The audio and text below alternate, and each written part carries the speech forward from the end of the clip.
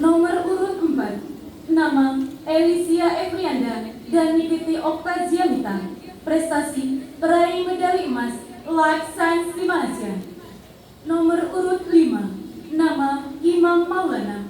Prestasi juara pertama pada Pekan Ilmiah Mahasiswa Nasional ke-32 di Universitas Udayana Bali tahun 2019.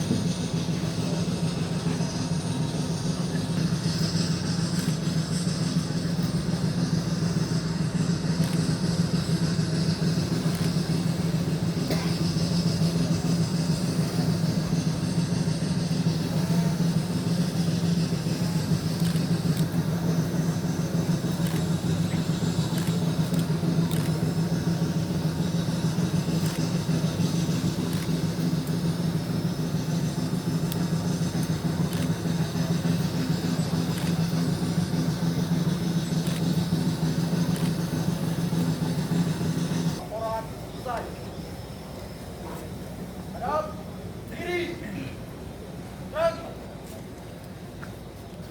maju, jalan.